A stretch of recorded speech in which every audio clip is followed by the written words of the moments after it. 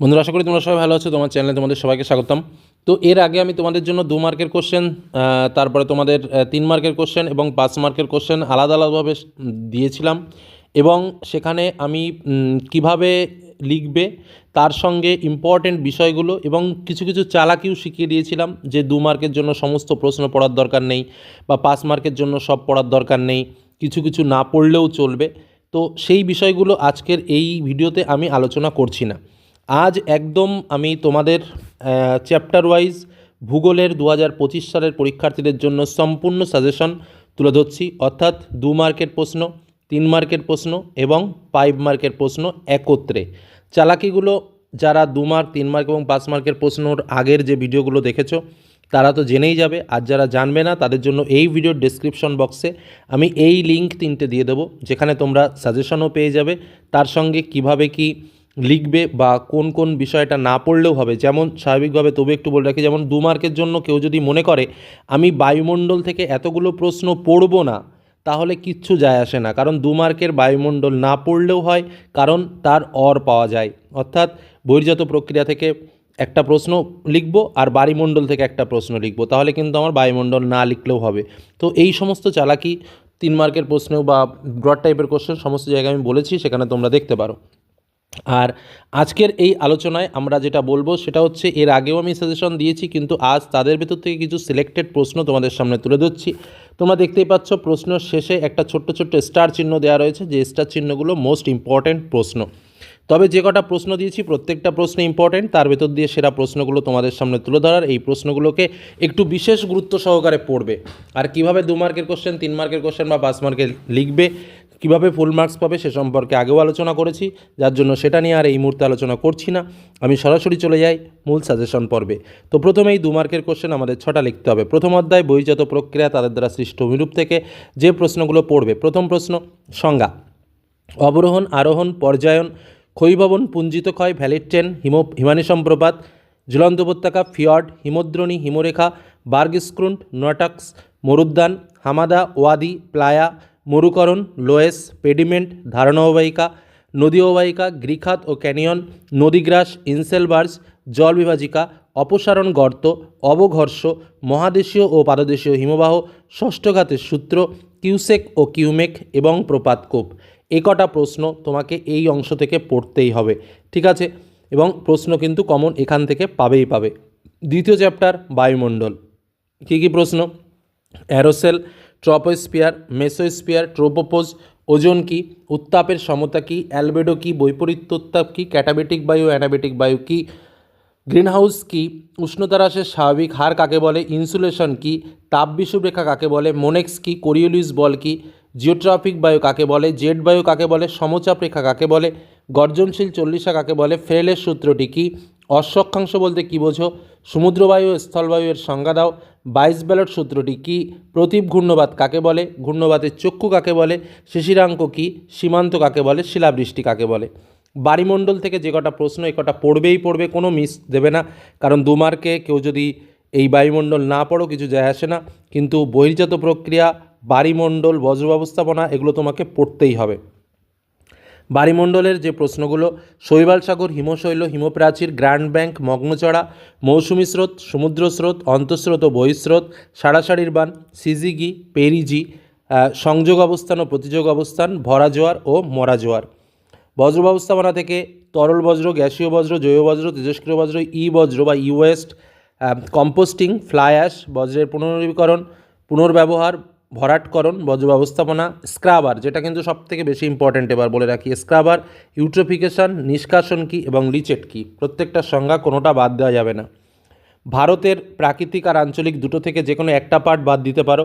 তো যাই হোক, আমি দুটোই বলে দিচ্ছি। প্রাকৃতিকের মধ্যে ভাঙর খাদার কাকে বলে, ভাবর ও তরাই কাকে বলে, ডেকান ট্র্যাপ কী, কচ্ছের রন কী, ধ্রিয়ান, তাল, দিয়ারা, দুন, মালনাদ ও ময়দান কী, পশ্চিমী ঝঞ্ঝা কাকে বলে এবং মরুস্থলী কী, শিবালিক হিমালয় কী, লেগুন কী, জল সংরক্ষণ বলতে কী বোঝো, মৌসুমী বিস্ফোরণ কী, আধি কী, আম্রবৃষ্টির সংজ্ঞা দাও, পশ্চিমী ঝঞ্ঝা কাকে বলে, কালবৈশাখী কী, মনেক্স কী, রেগুর মৃত্তিকা কাকে বলে, মৃত্তিকা ক্ষয় কী, সমোন্নতি রেখা বরাবর চাষ বলতে কী বোঝো, মৃত্তিকার গ্রথন কী, ধাপ চাষ কী, ম্যানগ্রোভ অরণ্য কী, অরণ্য সংরক্ষণ কাকে বলে, বনসৃজন কী।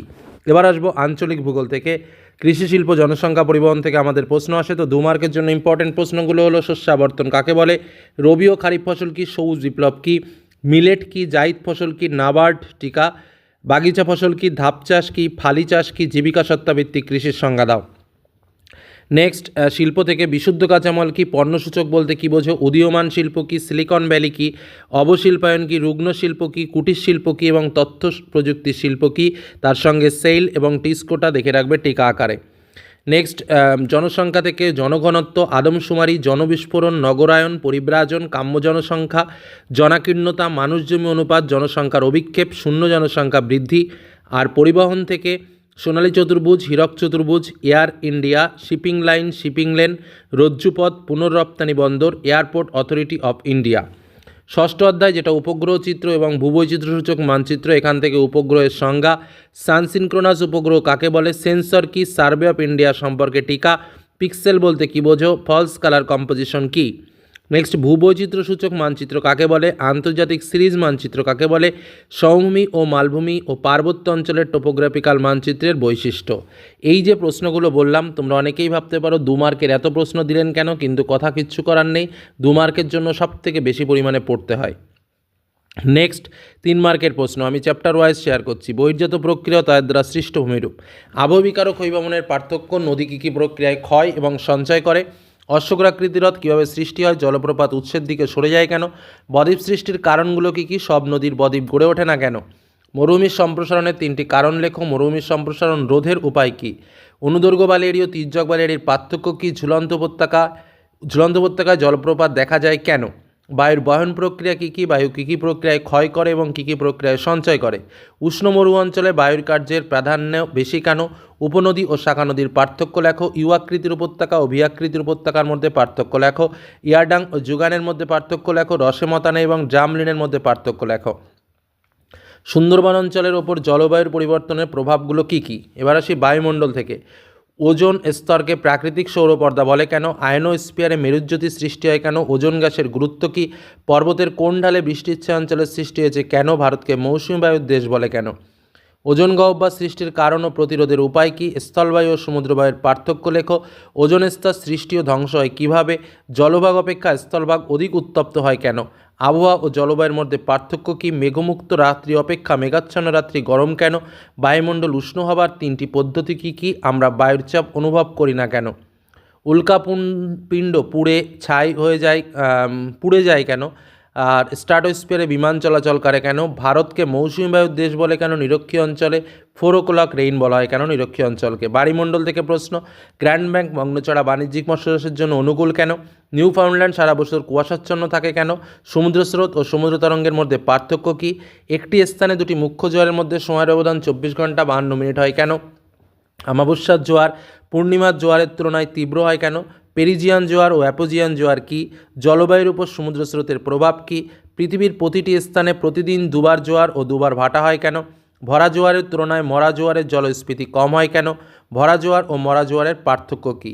বজ্র ব্যবস্থাপনা থেকে, বজ্র ব্যবস্থাপনায় শিক্ষার্থীর ভূমিকা মোস্ট ইম্পর্ট্যান্ট কোশ্চেন, পার্থক্য তরল বজ্র কঠিন বজ্রের, বিষাক্ত বজ্র বিষহীন বজ্রের, কঠিন তরল ও গ্যাসীয় বজ্রের ব্যবস্থাপনার পদ্ধতি ভেরি ইম্পর্ট্যান্ট, তার মধ্যে ভরাটকরণ, নিষ্কাশন এবং স্ক্রাবার সম্পর্কে ডিটেলস পড়ে রাখবে। এটাতে এই 3টে আমি টিকাতেও দিয়েছি, 2 মার্কের প্রশ্নেও দিয়েছি। বজ্র ব্যবস্থাপনার প্রয়োজনীয়তা আলোচনা করো, গ্যাসীয় বজ্র নিয়ন্ত্রণের উপায় কী, ভাগীরথী ও হুগলি নদীর জল বিভিন্ন বজ্রের দ্বারা কীভাবে দূষিত হচ্ছে, বিভিন্ন প্রকার চিকিৎসা সংক্রান্ত বজ্রের নাম লেখো, বজ্র ব্যবস্থাপনায় 3R বা 4R এর ভূমিকা কী, বজ্রের প্রকারভেদ সম্পর্কে আলোচনা করো।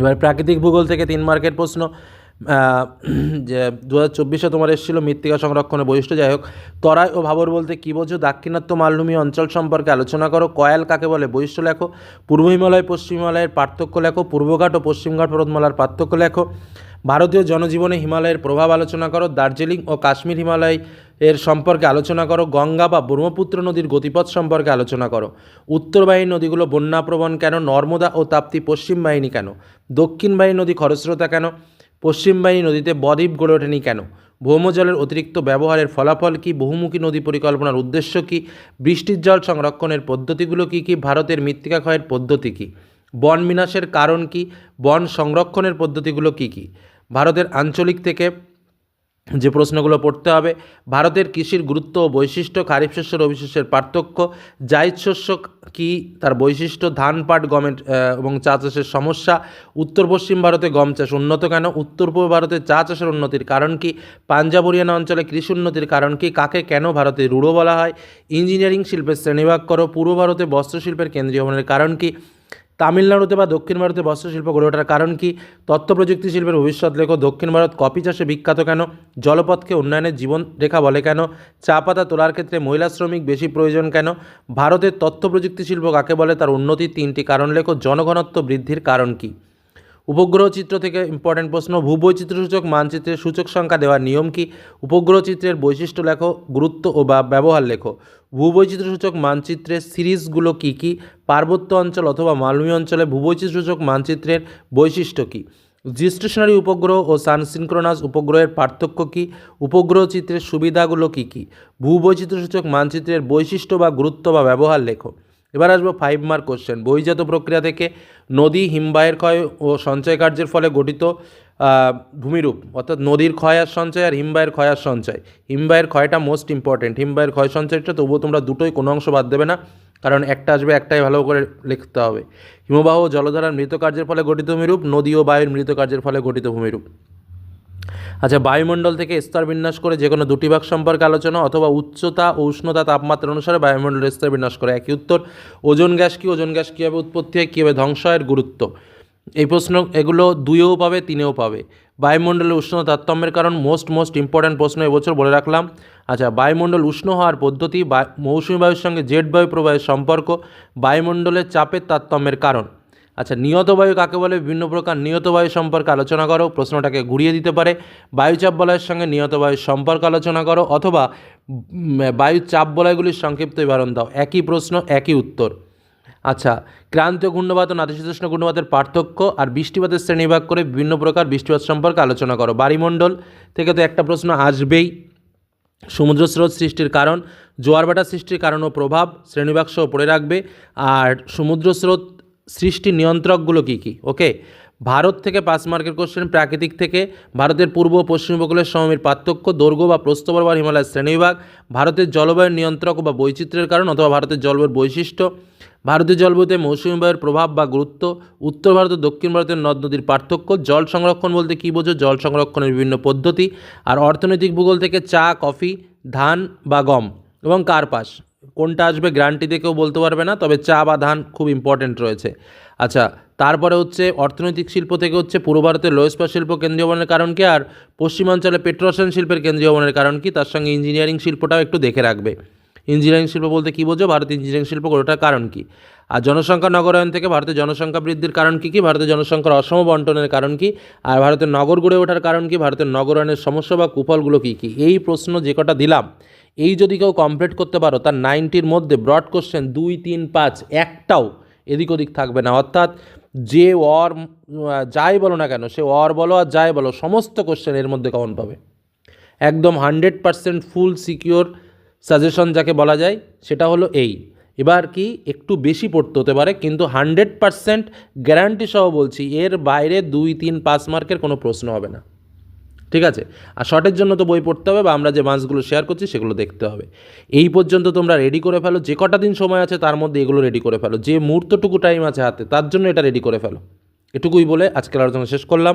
ধন্যবাদ। আর এই অনেকে বলবে যে অনেক বড় সাজেশন, অনেক বড়, সমস্ত কিছু কমন পেতে গেলে কটা পড়তে হবে, কিছু করার নেই। এটুকুই বলে আজকের মতো শেষ করলাম। ধন্যবাদ। তাও ইম্পর্টেন্টগুলো আমি বলে দিয়েছি স্টার দিয়ে।